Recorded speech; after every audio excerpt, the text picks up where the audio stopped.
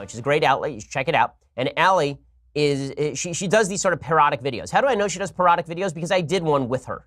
Okay, just a few weeks ago. It was actually at a Turning Point USA event. She was there to cover it, and we went in a room with her cameraman, and she did basically a rip-off of Between Two Ferns. She sat across from me, and she asked me absurd questions, and I sort of laughed awkwardly at the absurdity of the questions. This is Allie's shtick, right? She generates an awful lot of satire content. So she took an interview. We showed you, and you listened to, portions of this same interview with Alexandria Ocasio-Cortez.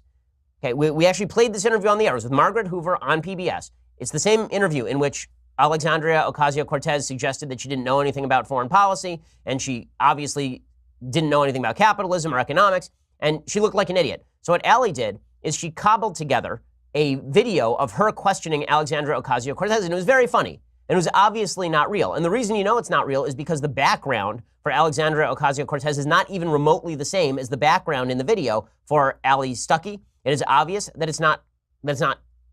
that Cortez is not sitting down with Allie Stuckey. You can also tell because in some of the cutaway shots, you can see Margaret Hoover's dress, which is green. And then when they cut away to Allie Stuckey, she's wearing a blue dress. It's completely a different dress.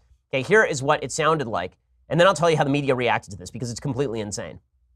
How do you respond to the people who say that socialism has never worked? Capitalism was the most efficient and best economy, perhaps. Abject poverty is at the lowest level it's ever been because of capitalism. Well, I think the numbers that you just talked about is part of the problem. I don't understand.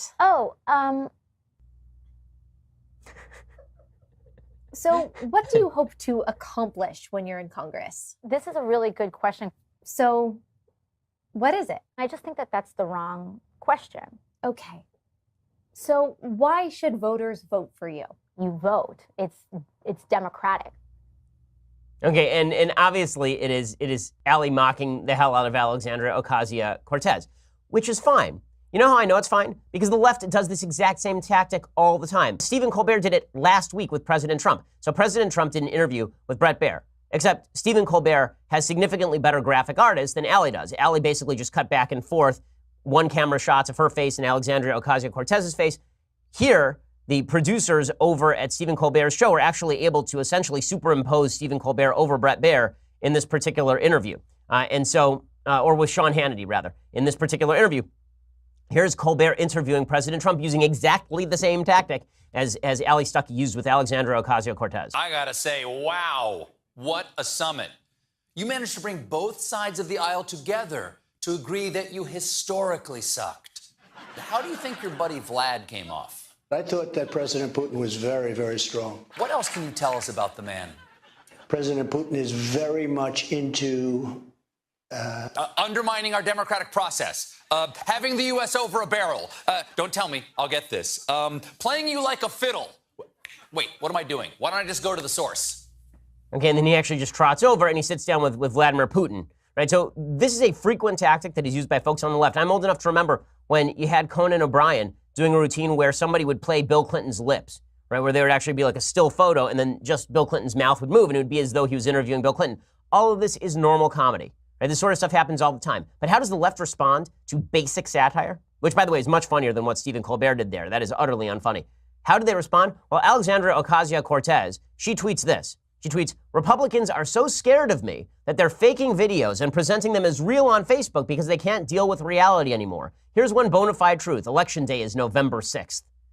No one is faking the video. I mean, honestly, perhaps we ought to look into a governmental program of forced redistribution of senses of humor so she ends up with one.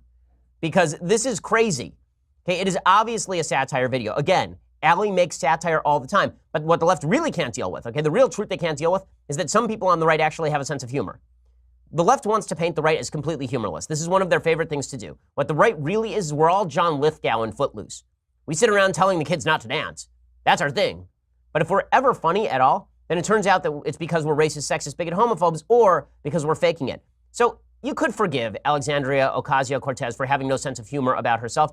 You know, as somebody who is parodied on a pretty frequent basis, I can tell you, I find most of the parodies about me pretty funny. But apparently, if you're a hardcore democratic socialist, humor was outlawed by Stalin a century ago, and so we ought to simply pretend that it doesn't exist. The part of it that's hilarious, though, is the way the media treat this stuff. Okay, so how do the media treat this? So a video producer at Vox tweets this out. He tweets out, wow, this is Ocasio Cortez PBS interview with Margaret Hoover spliced together with a CRTV interviewer. Notice they never appear on camera together, and the interviewer shot is lit different, plus higher resolution. Took 1 minute on Google to sort out. Reprehensible. Did it ever occur to this guy that they weren't trying to make it look like an actual interview? That the whole thing is parodic? Like, yes, it's shot with different resolution because it was done on the cheap.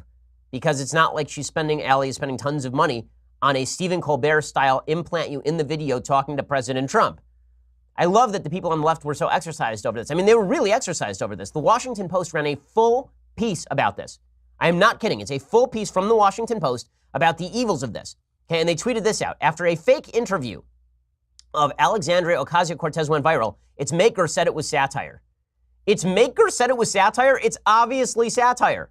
It's clearly satire. I understand we live in an era where people are not allowed to make jokes or have a sense of humor, but you have to be out of your mind. You have to be so unbelievably stupid to think that this was meant as an actual legit interview that it amounts to dishonesty. Eli Rosenberg writes the piece. He says, the video traveled quickly after being shared Monday on Facebook, gathering more than 1.5 million views in less than a day.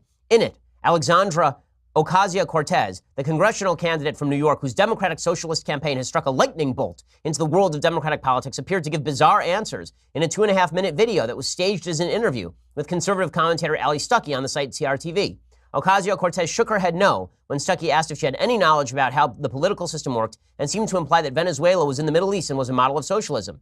But the video did not depict a real interview despite its caption. Ali grills, okay, and the grills is in scare quotes. It's in scare quotes. It's obviously satire. Congressional hopeful and progressive it girl Alexandria Ocasio-Cortez. Instead, it used heavily edited footage. After an outcry, the Facebook page for Stuckey's show was updated to note that the video was satire and included a reference to the original PBS show. But the fact the video traveled so widely has served as another example of how misleading information continues to thrive in the fast-paced flow of information online, despite Facebook's promise to better weed it out. So now the Washington Post is calling for regulation of Facebook because people cannot recognize a satire video. And then you wonder why when President Trump says, why are you listening to the media? So many people on the right nod along go, yeah, that's right. You know when I saw this video, this Ali Stuckey video for the